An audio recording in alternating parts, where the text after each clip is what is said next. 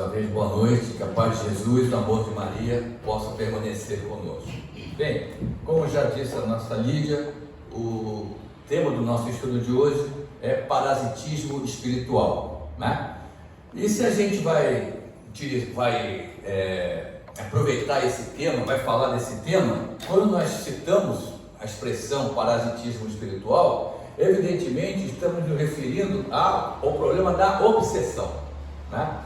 Então temos que começar, eu gosto de fazer as coisas didaticamente, começando desde o início, né? Então temos que falar, pelo menos, fazer aquela observação que a gente faz sempre. Os que estão participando desse estudo aqui não são apenas os que estão no plano físico, né? Certamente, companheiros do plano espiritual foram chamados aqui nessa casa, nessa hora, né? Para tentar aproveitar alguma coisa do que vai ser conversado hoje. E além disso, com esse recurso aí da gravação, pode ser também que mais adiante outras pessoas também tenham acesso a ela. Então a gente sabe que não é homogêneo, não é homogênea a plateia, né? Então vamos começar gradativamente. Então vamos partir para a definição de obsessão. E eu tenho talvez um defeito, eu gosto sempre de dar a referência do que eu estou falando, né? Sem querer nada de falsa humildade, eu reconheço que eu estou a anos-luz do patamar ideal para que eu pudesse falar com segurança. Então eu gosto sempre de dizer a referência, porque para quem estiver assistindo não achar que é a minha opinião, né? No caso aqui é o capítulo 23, item 237 do Livro dos Médiuns. Só para lembrar que Divaldo Pereira Franco já várias vezes disse isso. Quando você quer discutir qualquer coisa ligada à mediunidade, não há referência melhor que o Livro dos Médiuns. Então, qual é a definição que aparece lá sobre a obsessão? A obsessão é a ação persistente ou o domínio que alguns espíritos logram adquirir sobre certas pessoas. Por que o Kardec fez questão de colocar esses certas pessoas? Porque, embora teoricamente qualquer um de nós, qualquer espírito dos dois planos da vida, possa ser vítima no processo de obsessão, né? Já sabemos, e isso será explorado hoje, que a gente não vai se limitar a falar do problema do parasitismo espiritual. Temos que falar também do antídoto para isso. Então, certas pessoas, por quê? Porque são aquelas pessoas que não seguem a receita que a doutrina espírita nos apresenta sobre como resistir, como evitar o processo obsessivo. Tá? Então, por isso que aparece o verbete certo. E ainda, utilizei o Livro dos Espíritos, como vocês sabem, é a segunda obra da codificação.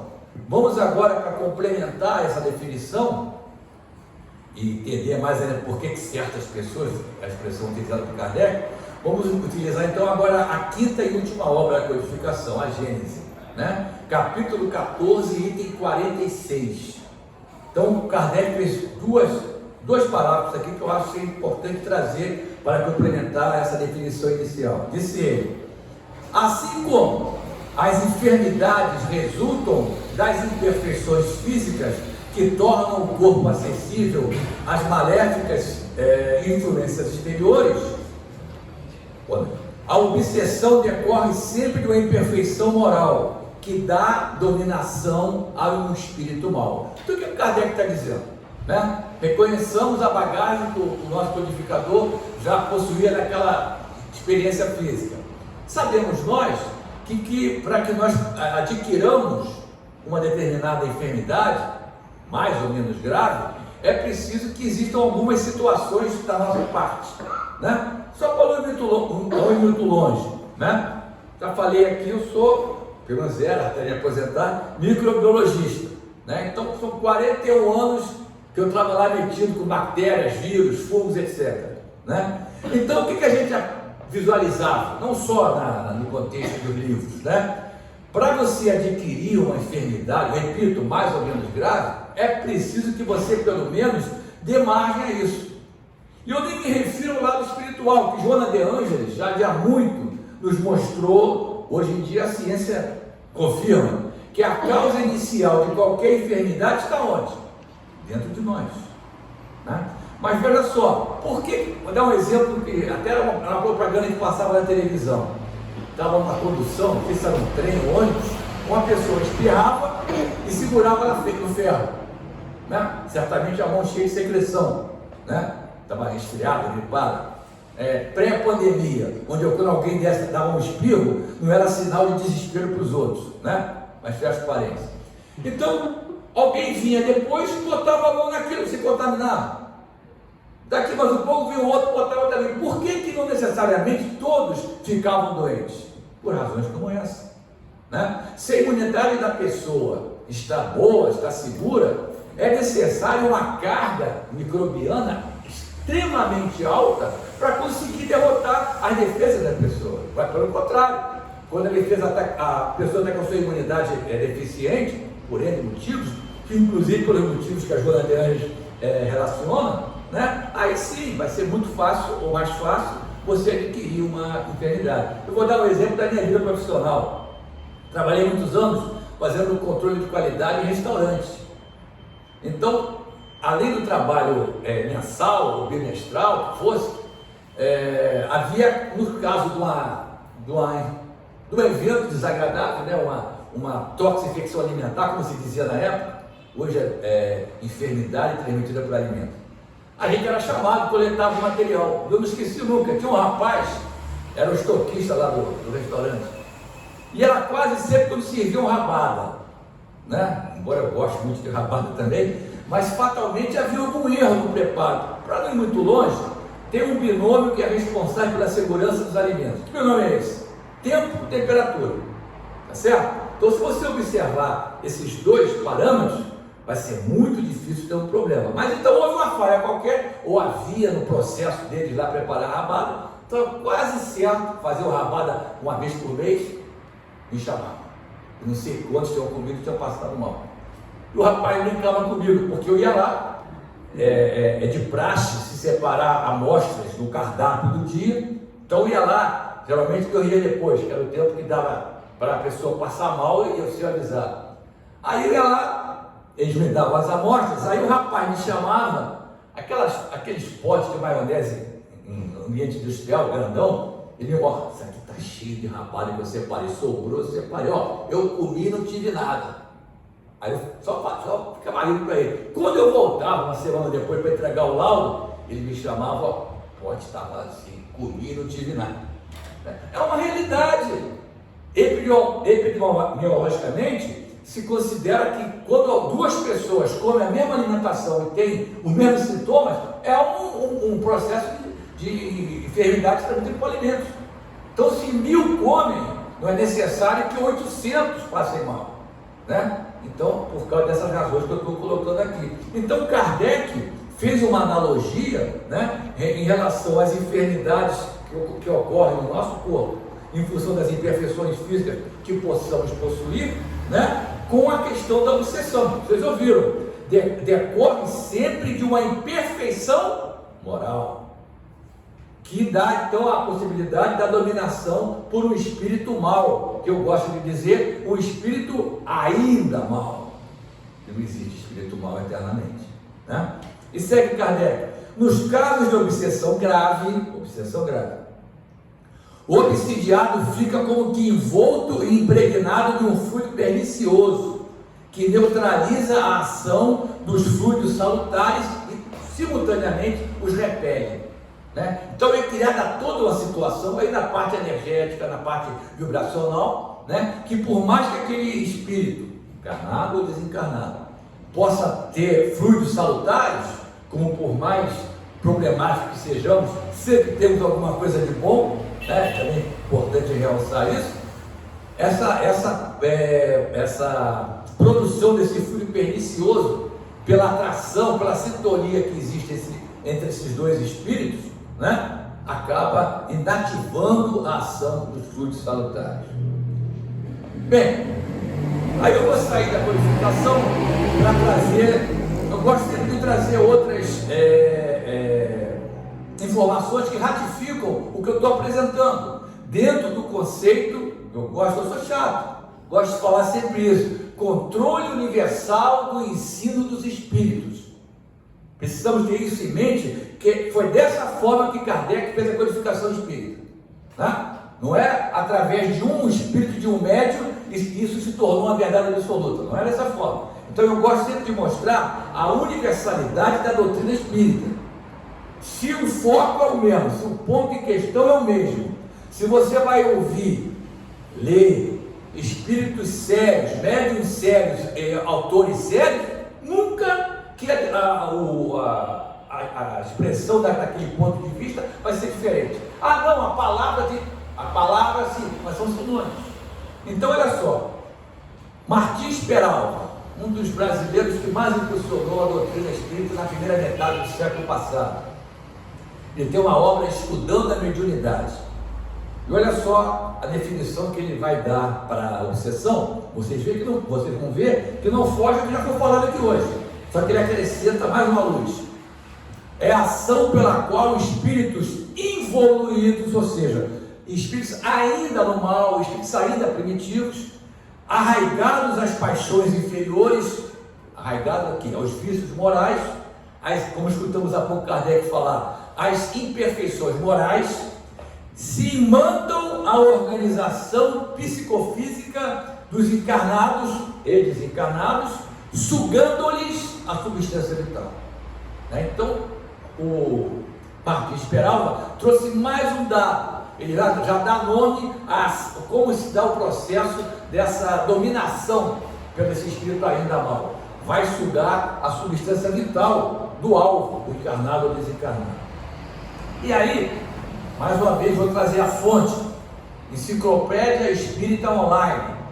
Se eu estou falando de obsessão, se escutamos há pouco agora, nos casos mais graves de obsessão, nós chegamos aonde? Chegamos ao título do estudo: Parasitismo espiritual, e o outro nome utilizado, conforme a gente vai seguir aqui o verbete da enciclopédia, vampirismo. Tá? Vampirismo, diz o verbete, é um tipo de obsessão caracterizado pelo parasitismo intestinal, não, psíquico, né? Quando um ou mais dentre os envolvidos, e faz questão de frisar, como frisou o Martins Peralva, desencarnados e encarnados, se nutrem das forças vitais de suas vítimas, comumente em associação a quê? Aos prazeres viciosos, né? Aos vícios morais. Lembra da 919, né? Qual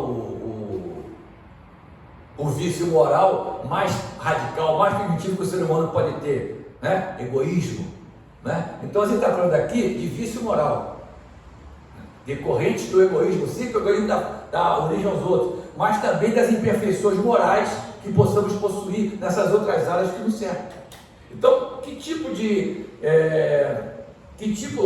vai favorecer esse parasitismo psíquico? Como ele falou aqui, os prazeres viciosos, as drogas legais e ilegais, né? O sexo, né? Sempre nessa situação, aquilo que é exacerbado.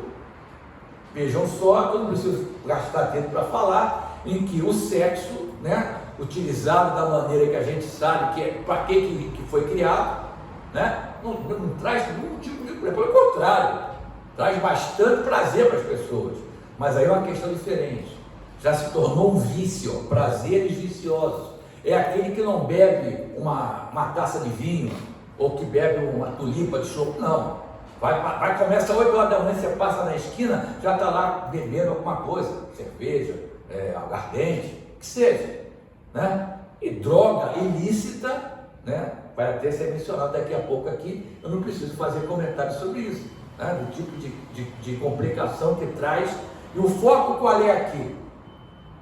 Principalmente na questão do processo obsessivo, do vampirismo, do desencarnado para o encarnado. Sabemos nós que o desencarnado não pode aurir, não pode conseguir o prazer que ele tinha como encarnado, com a bebida, com o sexo em excesso, com a droga ilícita. Então o que ele faz? Se utiliza de um encarnado para aurir. Ah, não é igual, claro que não é igual, mas para quem está do outro lado não consegue dar vazão àquela vontade viciante que ele ainda tem, né? é uma forma que ele tem de, pelo menos, ter algum tipo de prazer. Aure através do encarnado. E, continuando o verbete, ele vai explicar mais, dizendo: portanto, o vampirismo um processo obsessivo, mais ou menos grave, como sabemos, tem toda uma graduação, que consiste no envolvimento de um agente ativo. Quem é nesse contexto do vampirismo? O vampiro, ou vampirizador, e outro passivo. Quem é? O vampirizado. Aí ele vai querer dizer, havendo ainda casos de ação mútua, quando os mesmos envolvidos, ora vampirizam, ora são vampirizados. Imaginem para se chegar a uma situação como essa. Evidentemente não foi de uma experiência física para outra, não foi da encarnação passada para essa.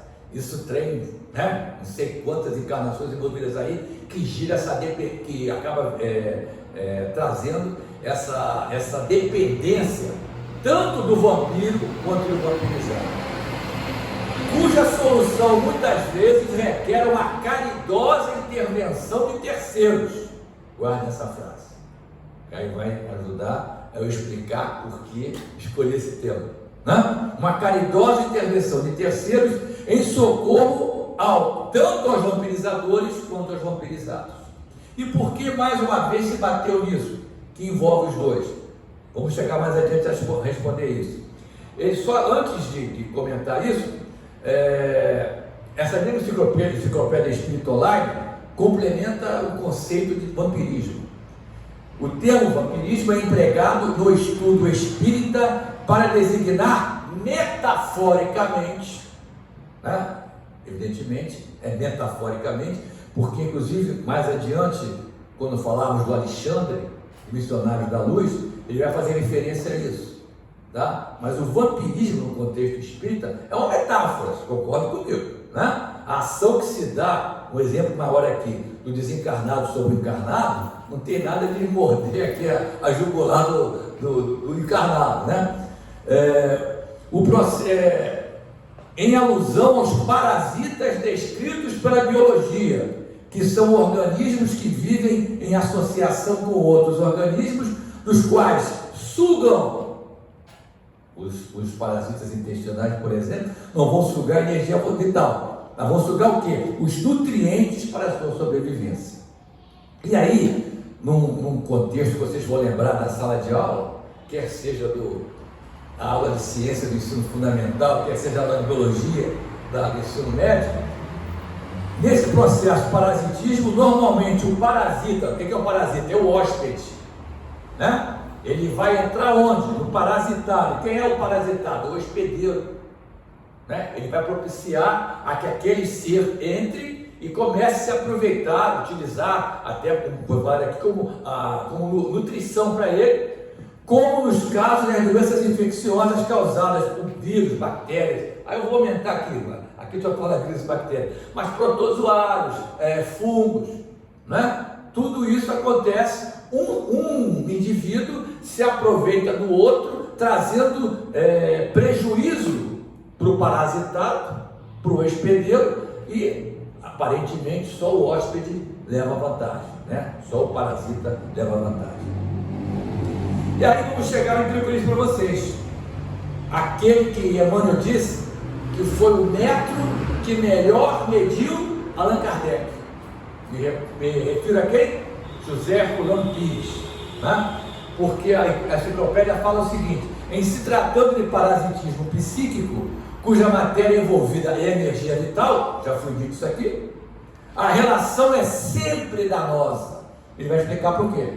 Inclusive para todos os envolvidos, como bem define Herculano Pires. Aí a citação é do livro Vampirismo, capítulo Parasitas e Vampiros. Olha o que ensina Herculano Pires. O parasitado, né, o hospedeiro, sofre desgaste de suas energias, sofre duplo desgaste de suas energias mentais e vitais. E o parasita cai na sua dependência, perdendo a sua capacidade individual de sobrevivência e conservação. Então o que está dizendo Herculano Pires? Que nessa relação, que se você for considerar no contexto da biologia, né, Existe um parasita e o parasitado. Em geral é isso. Eu sempre gosto de falar, alguém que seja da nossa área vai levantar a mão. Ah, mas vem cá, mas o caso tal. Eu não estou falando do caso tal. Eu não estou falando de rodapé de livro. Eu estou falando do geral. Então, na biologia, você tem sempre um parasita e um parasitado. Mas, no contexto do parasitismo psíquico, Herculano Pires ratifica o que a enciclopédia tinha dito, né? Em que a relação entre os dois acaba trazendo prejuízo para ambos.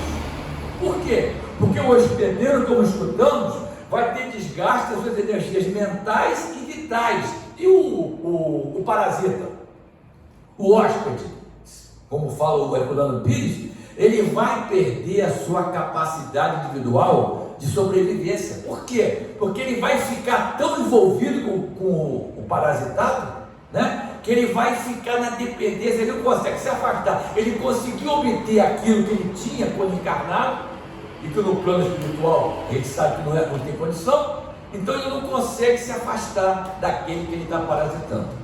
É isso que o Herculano Pires ratifica nessa citação da enciclopédia. Bom, ainda para contextualizar o contexto de vampirismo, e nós temos um tempo, né? Teremos chance de trazer outras referências. Eu vou ficar com o Voltaire, um livro que eu gosto muito. Vocês devem conhecer, do irmão Jacó, através de Francisco Cândido Xavier, irmão Jacó da Ana Marcela, e que Frederico Figner, que fez parte da diretoria, de várias diretorias da FEB, Federação Espírita Brasileira, tá? E ele, quando desencarnou, ele conta a trajetória dele, né, de volta ao plano espiritual. É uma passagem realmente extremamente importante para nós, que temos a convicção que vamos voltar para o outro lado mais ou menos hora, né? E quem é que estava liderando a caminhada de irmão Jacó? Doutor Bezerra de Menezes, né? E mesmo assim, o que o irmão Jacó conta nessa caminhada é para ele ficar com os olhos bem arregalados. Mas no caso aqui, ele já chegou do outro lado, né? Se estabilizou e está voltando para onde? Para o plano físico, para o Rio de Janeiro, onde ele vivia, para atender pessoas em desequilíbrio psíquico. Então ele narra o seguinte: estávamos sendo seguidos por verdadeiros vampiros, palavra do irmão Jacó, de forma repugnante, alguns completamente embriagados. Espera aí, está desencarnado e está embriagado? Agora eu posso complementar. Embriagado de vapores, outros demonstrando aflitiva sede, pálidos e cadavéricos. O que é que seja?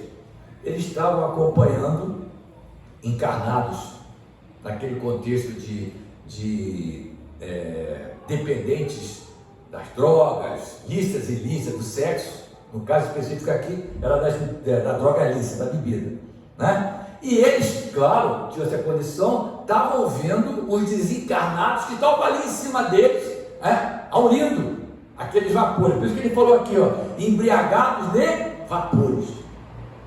Aí acrescenta o irmão Jacó: o quadro mais inquietante, porém, era constituído por um morfinômano. Esse livro, se eu não estou equivocado, é da década de 50. Então, naquela época, a droga que bombava aí era a morfina, né? Por um morfinômano, um dependente da morfina, né? E pelas entidades em desequilíbrio que se lhes ungiam. Então, o que eu falei, eles tinham o nosso companheiro encarnado viciado na morfina, e os desencarnados que haviam sido viciados na morfina, tudo ali em cima dele, sugando a energia vital, como escutamos aqui. Parecia, olha só, parecia um homem subjugado por tentáculos de polvo enormes. De polvos enormes. Ele continua a narrativa: havendo-o aprisionado em cordões escuros, perguntei ao amigo Andrade, era um instrutor, estava com ele, como interpretar a visão que tínhamos sobre os olhos, esclarecendo-me ele então que os hipnóticos, mormente os mais violentos, hipnóticos, essas drogas, né, afetam os delicados tecidos do perispírito, proporcionando, até o nome de uma música aí, doces venenos aos amantes da ociosidade. Ou seja, aqueles que estão do outro lado não têm a preocupação nenhuma em trabalhar e tentar ajudar o próximo, quer seja no contexto espiritual, quer seja no contexto físico, né? E ficam preocupados em quê? Em dar vazão ao prazer que eles estão retidos, não estão conseguindo usufruir. Então tem essa postura aqui, né? Então ele usou a expressão correta, doces venenos.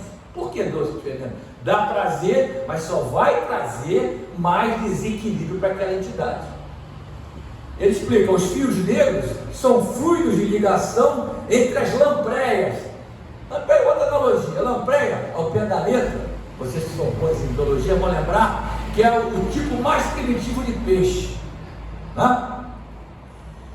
É um vertebrado, embora o esqueleto seja todo cartilaginoso, né? Mas por que ele usou lampreia? Porque mais adiante até no livro Missionários da Luz vai usar o termo larvas. São esses tipos de consequências desses vícios. Existem então, digamos assim, entre aspas, né? Falando em microbiologia, que é o caso que vai aparecer adiante, entre aspas, micro-organismos que existem no plano espiritual e tal, como diz o Alexandre, ainda mais capazes de causar mais dano ainda ao indivíduo, né? Mas nesse contexto fluídico, nesse contexto vibracional. Por isso que lampreia está entre aspas. Entre as lampreias invisíveis e os plexos, o que? Os chakras da vítima encarnada. Então é através disso a produção dessas lampreias, dessas larvas, né? Isso só chega aos chakras do encarnado e é dessa forma que o desencarnado acaba conseguindo aurir, por exemplo, um doce veneno desse aqui, não foi colocado pelo irmão Jacó. Bom, avançando, vamos começar agora a utilizar André Luiz, tá? Já citei aqui Missionário da Luz, mas só um pouquinho, falar um pouquinho de Nosso Lar. Capítulo 31, qual é o título do capítulo 31 do Nosso Lar? Vampiro. Observem que vampirismo, vampiro, é um termo corriqueiro no contexto da doutrina espírita. Na codificação não, mas nas chamadas obras acessórias, né? Obtidas como? Por médiuns sérios, por espíritos sérios e ou autores sérios, e referendados depois por espíritos de porte, de Joana de Ângeles, por exemplo, de Manuel Filomeno de Miranda, de Emmanuel, né? Então André Luiz conta o seguinte, preocupado com o tempo. Mas pelo menos é o seguinte, ele voltou, ele tinha saído com uma equipe, como vocês vão lembrar de Nosso Lar, né? Todo espírito vai lembrar de Nosso Lar. Ele saiu para fazer uma equipe para fazer atendimento naquelas regiões pantanosas, né? Para ver se conseguia retirar alguém lá para as câmaras de retificação. Porque nós sabemos, por mais que tenhamos centenas, milhares ali naquela situação, poucos já estão em condição de ser retirados, porque não é só eu quero sair daqui que está horrível, não é isso? Você tem que ter demonstrado que você reconheceu o seu erro e que você tem a intenção de superar esse erro, lembrar que existe Deus, né? Então eles saíram, voltaram com a turma, e quando eu fechar a porta, chegou uma entidade feminina querendo entrar também, e o vigilante não deixou. Aí o André Luiz: mas como? Que caridade é essa? Aí o vigilante tentou explicar, mas sentiu que o negócio estava meio complicado, chamou o chefe dele, irmão Paulo.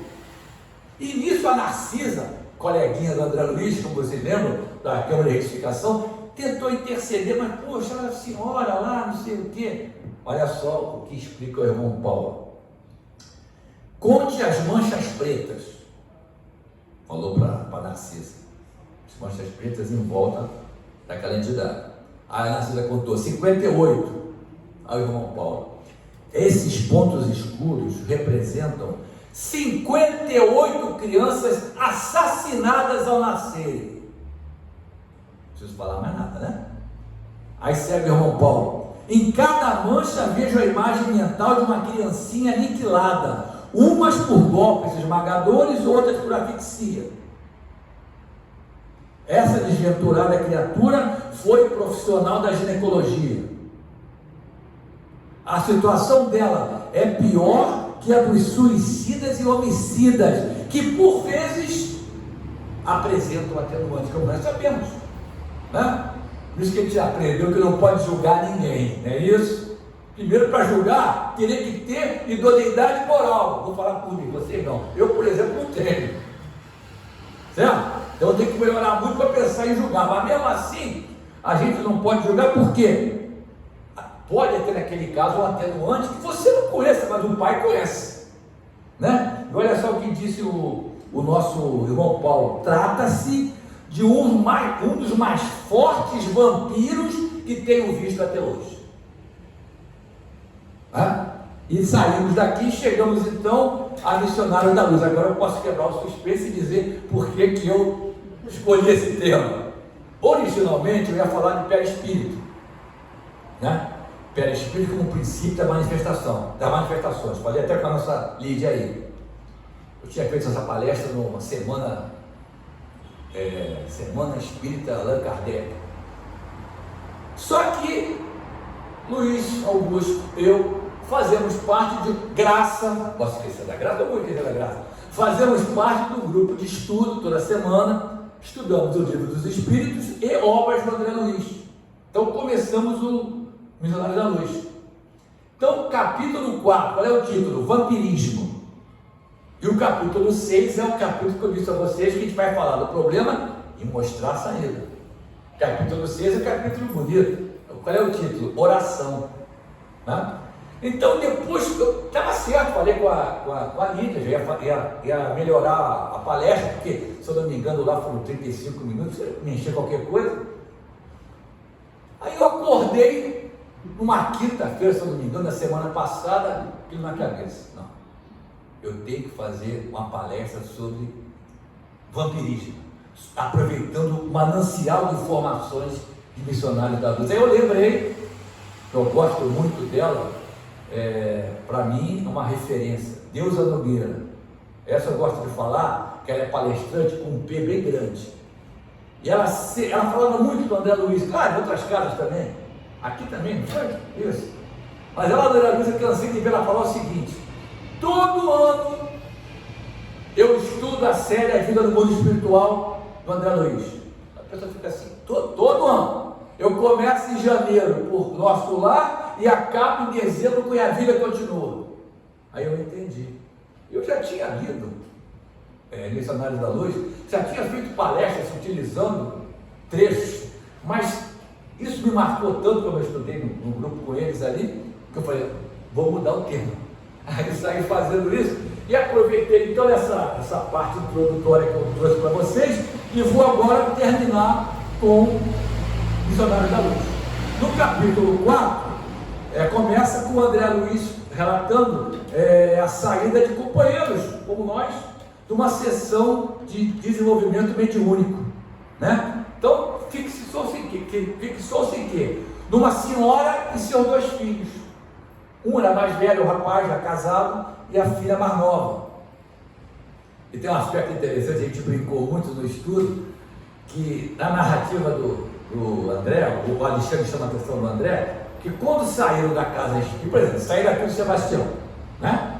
Botou o pé ali na Moraes e Silva, estava todo mundo que saiu daqui, aquela aura linda, né? Limpinha, né? Aí, estou fazendo analogia, quando chegou na Petrobras, os amiguinhos estavam todos de volta, né? Foi exatamente esse o contexto aqui. Então, aquelas pessoas que ainda não estavam no patamar desejado, dentro da casa espírita, conseguiram até fazer um trabalho que eles achavam que não foi bem feito, mas o Alexandre disse, graças ao Senhor, tivemos uma noite feliz, muito trabalho contra o vampirismo. E essa família sai, né? A mãe vai embora com a filha para a casa deles, e o rapaz que é casado é para a casa dele, a esposa está esperando, né? Só que narra o André Luiz que o pessoalzinho, os vampiros já estão em volta, especialmente do rapaz que, embora casado, embora gostasse, amasse a esposa, né? Como muitos dos machos que tem encarnados, ele estava casado, mas não deixou aquela vida de solteiro. Esse livro do Missionários da Luz é de 58, alguma coisa assim, no 62, alguma coisa assim. Então vamos trazer para o tempo atual, né? Vamos traduzir para o tempo atual. Ele estava casado, mas não deixava de frequentar os locais que existem as chamadas garotas de programa, né? E isso criou uma dependência dele fortíssima com o sexo, né? Isso ocasionou o quê? Pelo que nós escutamos no início do nosso estudo hoje. Abriu o quê? Deu guarida para quê? Para que esses irmãos do outro lado da vida, que têm essa viciação pelo sexo e não podiam aurir qualquer tipo de prazer nesse campo, se aproveitassem de que o rapaz, então, ó, estava todo mundo em cima dele. Em resumo é isso, né? Olha só aquilo que eu falei a vocês quando lemos a questão da lampreia, né? Conta o André Luiz. Aí o André Luiz, como médico, que havia sido médico, né? Começa a falar da microbiologia médica. Um contexto que já escutamos aqui quando vimos a diferença de parasitismo psíquico para parasitismo do intestinal, por exemplo. Vira os mais estranhos bacilos de natureza psíquica, que ele chama de larvas, completamente desconhecidos na microbiologia mais avançada. Não guardavam a forma esférica das cocáceas, nem o tipo de bastonete das bacteriáceas diversas. Entretanto, formavam também colônias densas e terríveis. O que é isso? Aí eu posso falar um pouquinho, né? Está se referindo aos tipos de formas de bactérias, por exemplo, né? Então, por exemplo, os estafilococcus, os streptococcus, têm a forma arredondada, então chamado cocos, está aqui, né? E eles costumam formar cadeias, colônias. Os entéricos, salmonella, klebsiella, serrácea, etc., Escherichia coli, são chamados bastonetes, como se fosse uma vírgula. O André Luiz conhecia isso, especialmente naquela época lá.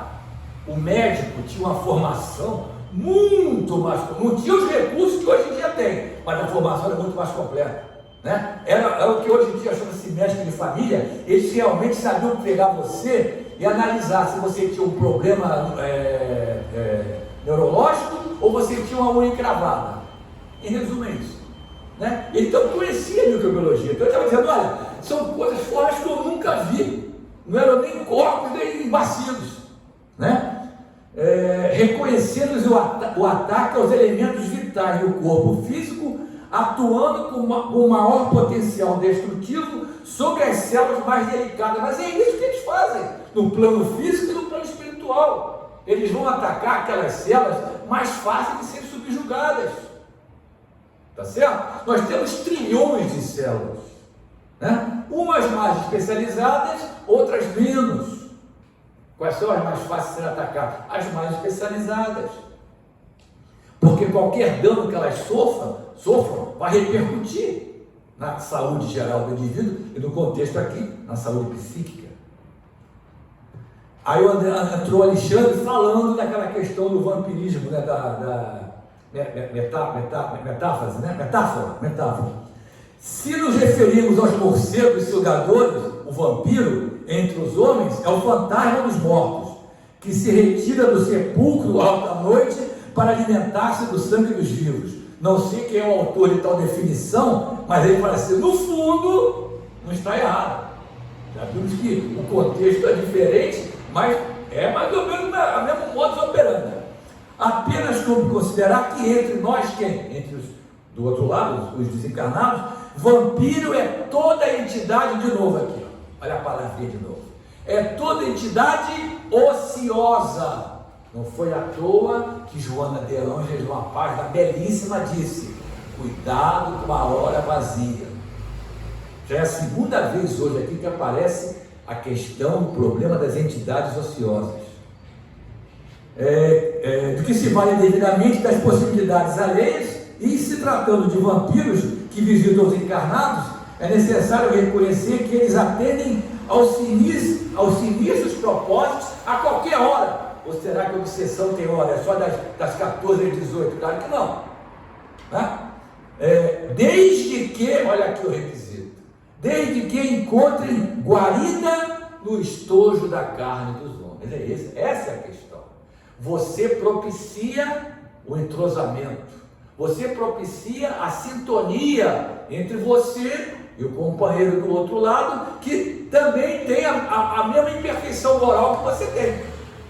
No caso específico do rapaz aqui, precisa me referir qual seria. E acrescentou ainda o Alexandre: você não ignora que no ciclo das enfermidades terrestres, cada espécie de micróbio tem o seu ambiente preferido, né? Pneumococos, vai para onde? Qual é o sítio dele? Pulmão, né? Escherichia coli, em geral, trato intestinal, e aí vai. Acredita você que semelhantes formações microscópicas se circunscrevem à carne transitória? O que quer dizer lá? Essas larvas que você falou que nunca viu? É a analogia que ele está fazendo, é a mesma coisa. No campo infinitesimal, as revelações obedecem à mesma ordem surpreendente. André, meu amigo, as doenças psíquicas são muito mais deploráveis. Palavras do Alexandre. Aí o André pergunta assim: ouça, meu amigo, como se verificam os processos mórbidos de ascendência psíquica? Não resulta a afecção do assédio de forças exteriores? É a viciação da personalidade espiritual que produz as criações vampirísticas, ou estas que avassalam a alma, impondo-lhe certas enfermidades? Entendeu? É isso ou aquilo? Resposta do Alexandre: nas moléstias da alma, como nas enfermidades do corpo físico, antes da afecção, o que ele falou, existe o ambiente, existe a sintonia, a identidade do propósito. Aí, não, as ações produzem efeitos, os sentimentos geram criações, e essa aqui é a pesada: os pensamentos dão origem a formas e consequências de infinitas expressões. O Emmanuel também falou de formas de pensamento, daquele livrinho fininho, mas maravilhoso, Pensamento e Vida. Mas eu vou citar André Luiz, Ação e Reação. Ele dá uma definição brilhante sobre formas de pensamentos, né? E resume o seguinte: plasmou, já era, né? Você abriu a possibilidade desse tipo de situação. Aí continua Alexandre: apesar disso, porém, o cipoal da ignorância ainda é muito espesso, e o vampirismo mantém considerável expressão, porque se o Pai é sumamente misericordioso, é também infinitamente justo. Jesus foi claro, né? Vamos ter que pagar até o último centavo. Claro, dentro da misericórdia divina, já aprendemos que às vezes, né, você deveria vir para perder o braço, como dizia o Chico Xavier, e você perdia o dedo mindinho. Por quê? Porque você, desde que reencarnou, você procurou fazer o bem. Então aquele saldo devedor que estava lá no cheque especial foi baixando. Isso chama-se misericórdia divina. Mas Jesus foi claro, tem que pagar pelo outro sentido. Continua Alexandre: ninguém vai confundir os desígnios de Deus. E a morte do corpo, olha só, a morte do corpo quase sempre surpreende a alma em terrível condição parasitária. Não necessariamente um vampirismo, tá? Mas numa condição parasitária, diz o Alexandre. Seria, pois, de admirar, continua ele, tantas moléstias do corpo e degenerescências psíquicas? E ele, num contexto que a gente também sabe que não falha, o plano superior jamais nega recurso aos necessitados de qualquer ordem, e valendo-se dos mínimos ensejos, auxilia os irmãos da humanidade, os encarnados, na restauração dos seus patrimônios, seja cooperando com a natureza ou inspirando a descoberta de novas fontes medicamentosas e reparadoras. Alguém aqui acha que a descoberta da penicilina por Alexander Fleming foi um acaso?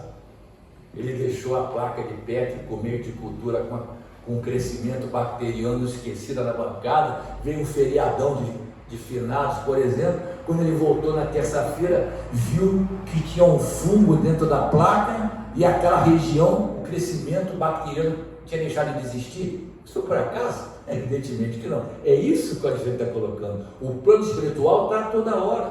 Por exemplo, vocês não tem cara, vocês sabem disso, vocês têm convicção que irmãos do plano espiritual hoje em dia estão atuando junto a esse grupo enorme de cientistas tentando conseguir uma vacina efetiva e com menor número de reações, né? Porque, abrindo parênteses, não existe vacina sem reação.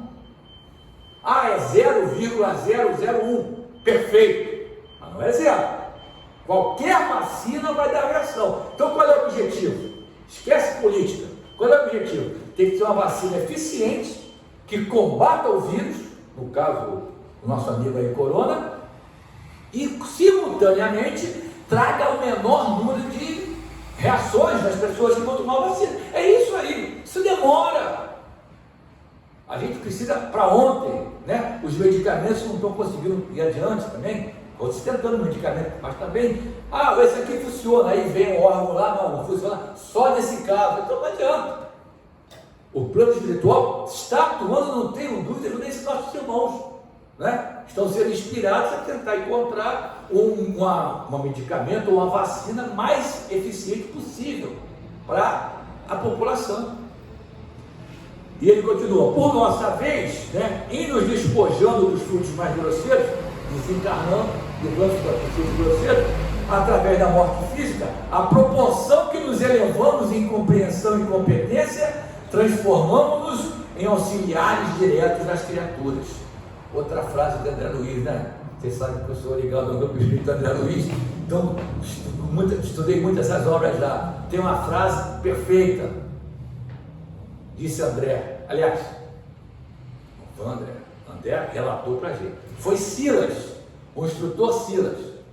Deus ajuda as criaturas através das criaturas.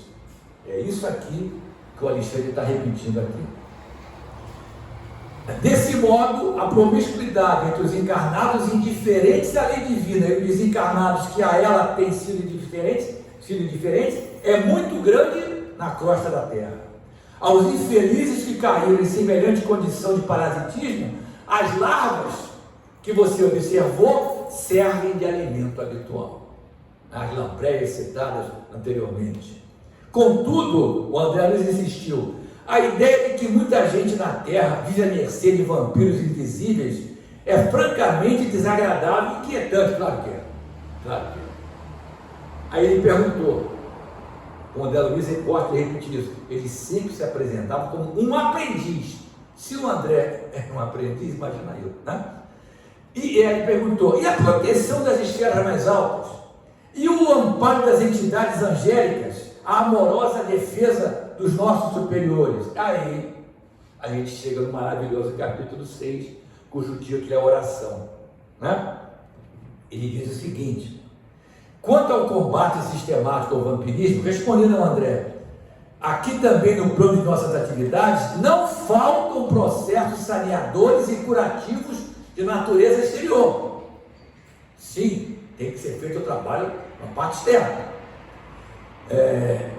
Entretanto, no entanto, examinando o assunto na essência, somos compelidos a reconhecer, Alexandre falando, somos compelidos a reconhecer que cada filho de Deus deve ser médico de si mesmo. Perfeito. Cada filho de Deus deve ser médico de si mesmo, deve se ajudar. Aquela história de ajudar é ser ajudado. E até a plena aceitação desta verdade, com as aplicações de seus princípios, a criatura, nós, estará sujeita a incessantes desequilíbrios. Há diversos processos de medicação espiritual contra o vampirismo, contra a obsessão, os quais poderemos desenvolver em direções diversas, segue falando Alexandre. Mas, para fornecer a você uma demonstração prática, visitemos o lar do nosso amigo. Quem é o nosso amigo? O rapaz, né? Aquele que é casado, mas que tem ainda fortes tendências no plano sexual de extravasar com outras mulheres. Conhecerá dessa forma o mais poderoso antídoto. Você tem que falar qual é o poderoso antídoto, né? Porque aí o Alexandre explica para o André Luiz, não tenha dúvida, a oração é o mais eficiente antídoto contra o vampirismo. A prece não é movimento mecânico de lábios, nem disco de fácil repetição no aparelho da mente.